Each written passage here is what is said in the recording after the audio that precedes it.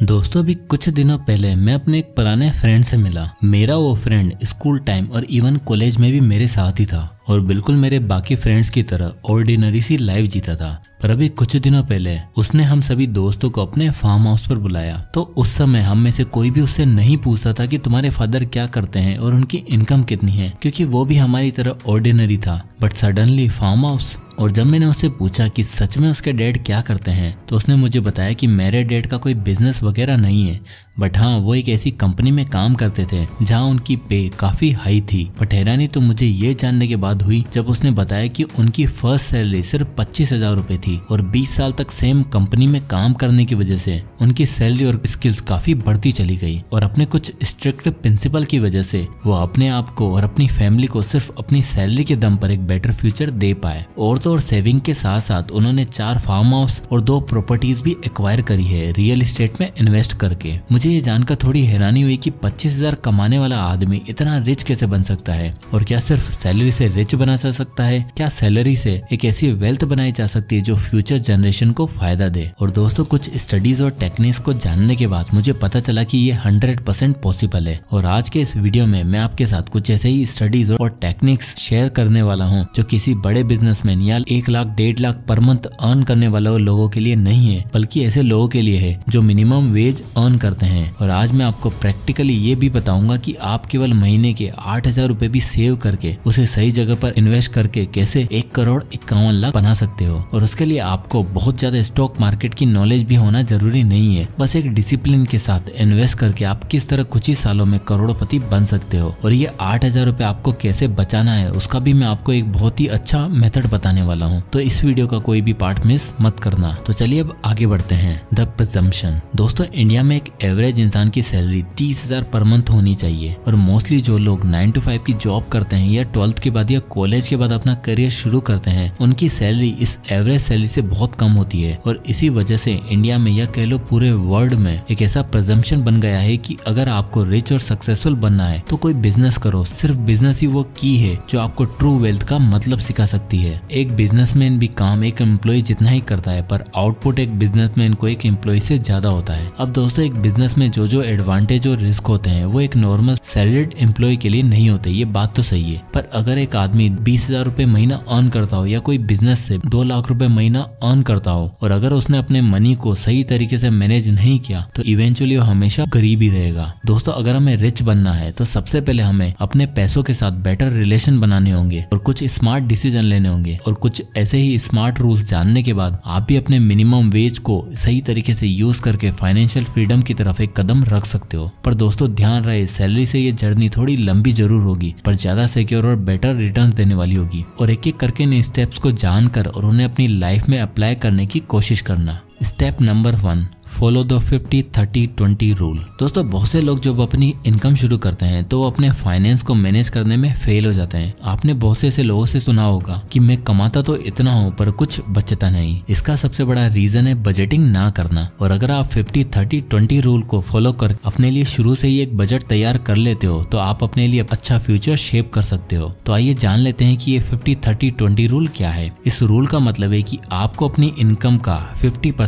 पैसा अपनी नीड्स के लिए रखना है। Needs like rent, EMI, food, clothing, phone etcetera. ये ऐसे खर्चे हैं जो आपके सर्वाइवल के लिए जरूरी हैं। इसके बाद 30% पैसा रखना है आपको अपनी वांट्स या डिजायर के लिए। Desire like car, vacation, expensive cloth, laptop etcetera. अब यहाँ पर कई लोगों का कहना है कि आपको ये खर्चा नहीं करना चाहिए। वेल दोस्तों अपने लिए कुछ करना कोई खराब बात नहीं है, बट हाँ पहले आप उतना सिक्योर कर लो और अर्न कर लो और फिर आप अपने डिजायर पर खर्चा करो जिससे आपको रिग्रेट ना हो। देन लास्ट 20% पैसों से आपको अपने लिए सेविंग और इन्वेस्टिंग करनी है। हमारी इंडियन सोसाइटी में आज से 5 या 10 साल पहले ये सबसे नेग्लेक्टेड चीज थी। लोगों को सेविंग का मतलब लगता था अपने घर की तिजोरी में पैसा रखना और इन्वेस्टिंग का मतलब सिर्फ गोल्ड या हाउस। पर आज की डेट में जहां 1.2 करोड़ से भी ज्यादा एक्टिव इन्वेस्टर हैं, वहाँ इन्वेस्टिंग करना बहुत जरूरी हो गया है। और सेविंग आपको एक ऐसे बैंक अकाउंट में करनी है जहां आपको हाई रिटर्न्स मिले। और इन्वेस्टिंग के लिए बहुत से option like stocks, mutual fund, index fund ये सब अवेलेबल हैं। अब दोस्तों इस 50-30-20 रूल को हम एक एग्जांपल से समझते हैं। तो हर्ष नाम का एक पर्सन है जिसकी एज 25 साल है और जिसकी सैलरी 40,000 पर महीना है। तो उसे अपना 50% पैसा यानी 20,000 रुपए रखना चाहिए अपनी नीड्स के लिए। और 30% यानी 12,000 रुपए रखना है अपनी डिजायर या वांट्स के लिए, और लास्ट 20% यानी कि 8,000 रुपए उसे सेव करना है और उसे इन पैसों को इन्वेस्ट कर देना है। और जैसे जैसे उसकी सैलरी बढ़ती रहेगी उसे अपने सेविंग और इन्वेस्टिंग का परसेंटेज भी बढ़ाना होगा, और इसी तरह सही बजटिंग से आप अपने फ्यूचर को शेप कर सकते हो। Step number 2, how to make your first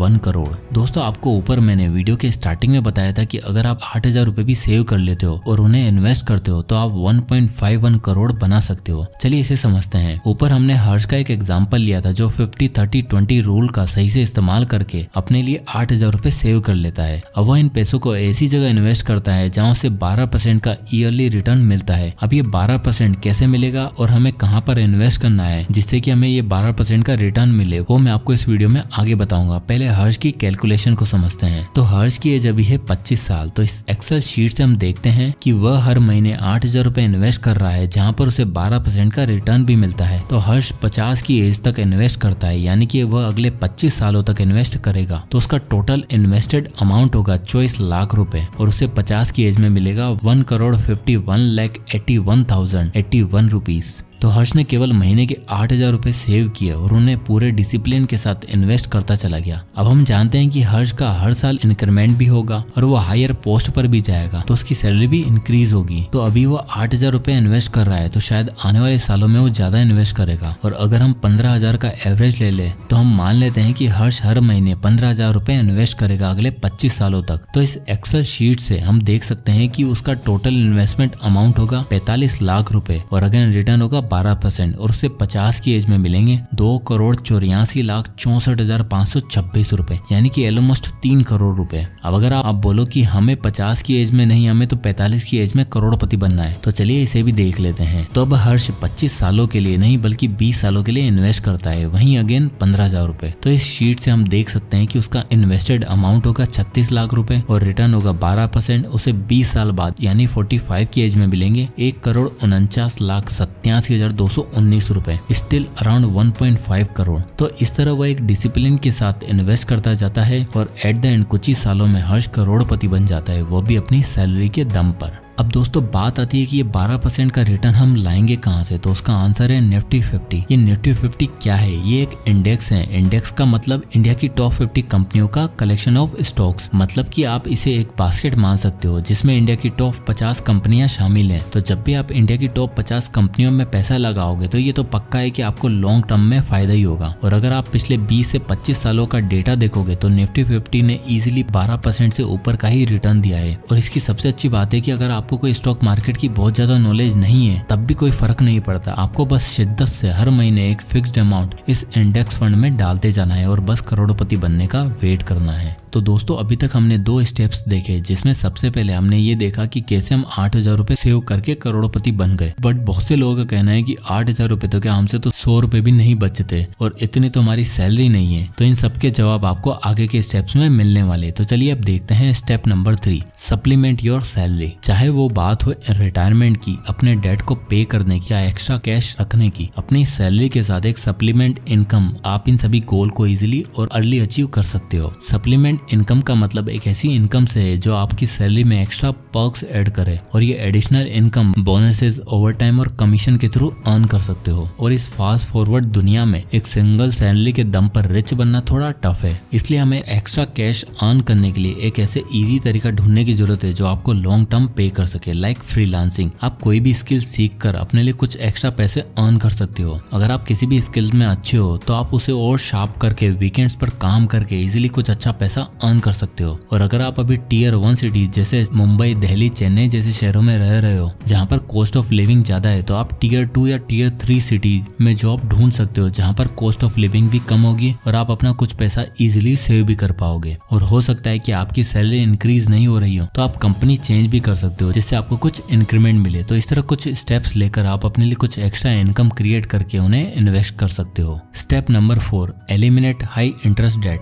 दोस्तों अगर आप एक नॉर्मल नॉर्मल सैलरीड एम्प्लॉय या लो वेज अर्नर हो, तो ऐसे में आपकी लाइफ में डेट एक बहुत ही डेंजरस रोल प्ले कर सकता है। और यहाँ मेरा मतलब हाई इंटरेस्ट डेट से है। एक लो सैलरी या नॉर्मल सैलरी में आप वैसे ही कोशिश करते हो कि अपना खर्चा कैसे कम से कम करें, और उसमें हाई इंटरेस्ट लोन आपके लिए एक डिजास्टर साबित हो सकता है। अब यहाँ मैं आपको हाउस लोन या एजुकेशन लोन को कंसिडर नहीं कर रहा, क्योंकि वो आपकी बेसिक नेसेसिटी है, पर ना चाहते हुए भी हम ऐसे डेट में फंस जाते हैं जहाँ से निकल पाना बहुत ही मुश्किल होता है, और उस पर लगने वाला इंटरेस्ट हमारी फाइनेंशियल फ्रीडम की राह में एक रुकावट बनता है। पर ऐसे में बहुत से तरीके हैं जिनसे हम इन हाई इंटरेस्ट पेमेंट को अवॉइड कर सकते हैं और आपको एक अच्छा खासा अमाउंट सेव करवा सकते हैं, जिससे आप इन्वेस्ट करके अपनी वेल्थ को इंक्रीज कर सकते हो। तो इसके लिए सबसे पहले आपको ये जानने की जरूरत है कि इन हाई पेइंग इंटरेस्ट पेमेंट का रूट कॉज क्या है। इसके बाद आपको वो स्टेप्स लेना है जिनसे आप इन डेट को जल्दी से जल्द पे ऑफ कर सकते हो, क्योंकि इसे पे करने के बाद आपका स्ट्रेस लेवल कम होगा और आपके पास इनफ कैश बचेगा अपने फ्यूचर को शेप करने के लिए। दोस्तों, डेट आपके लिए काफी स्ट्रेसफुल हो सकता है, क्योंकि इसमें आपको अपने बिल्स कैसे पे करना है इस बात की भी टेंशन रहती है, और सेव कैसे करना है इस बात की भी। इसलिए आपके लिए बहुत जरूरी है कि आप इन डेट से अपना वे आउट ढूंढें और बची इनकम से नई अपॉर्चुनिटी क्रिएट करें। Step number 5, embrace frugality for the bigger picture. ज्यादातर लोगों का रिच ना बनने का रीजन ये नहीं होता कि वो ज्यादा अर्न नहीं करते, बल्कि उन्हें अपने पैसों को कैसे रखना है ये नहीं पता होता, और ऐसे में फ्रुगैलिटी आपके लिए बहुत ही यूजफुल साबित हो सकती है। बहुत से लोगों को फ्रूगल होने का मतलब पता नहीं है। उनके हिसाब से फ्रूगल होना मतलब कंजूस बन जाना और एक बोरिंग लाइफस्टाइल जीना है, जबकि फ्रूगल होने का सही मतलब है अपनी स्पेंडिंग्स और सेविंग्स को सही से मेंटेन करना, अपने पैसों के साथ एक ऐसा रिलेशन रखना जिससे आप फ्यूचर रिग्रेट से बच सको। फ्रुगैलिटी से आपको मदद मिलती है अपनी नीड्स और अपनी वांट्स को समझने में, जिससे आप अननेसेसरी खर्चों को अवॉइड कर सकते हो। और तो फ्रुगैलिटी ही सबसे फास्टेस्ट वे है फाइनेंशियल फ्रीडम को अचीव करने का। बहुत सी पर्सनल फाइनेंस के बुक्स लाइक मिलेनियर नेक्स्ट और financial freedom, Millionaire success habit जैसी बुक्स में फ्रुगैलिटी का सही मतलब बताया गया है। तो अगर आप एक लो वेज अर्नर हो और अगर अपने फाइनेंस का पूरा कंट्रोल अपने हाथ में रखना चाहते हो, तो आपको फ्रुगल बनना होगा और अननेसेसरी एक्सपेंसेस को कट ऑफ कर एक ऐसे फ्रेमवर्क रेडी करना होगा जिससे आप भी फाइनेंशियली हैप्पी लाइफ जी पाओ। तो दोस्तों, ये थे वो 5 अमेजिंग स्टेप्स जिन्हें फॉलो करके आप एक लो सैलरी से भी आने वाले कुछ टाइम में करोड़पति बन सकते हो। तो आई होप कि ये वीडियो आपको पसंद आया होगा और इससे कुछ ना कुछ आपको सीखने को जरूर मिला होगा। तो इस वीडियो को लाइक करो, ज्यादा से लोगों तक शेयर करें, और अगर आप इसी तरह के वीडियोस देखना चाहते हो तो हमारे चैनल को सब्सक्राइब करना ना भूलें। तो मिलते हैं नेक्स्ट वीडियो में, तब तक के लिए जय हिंद।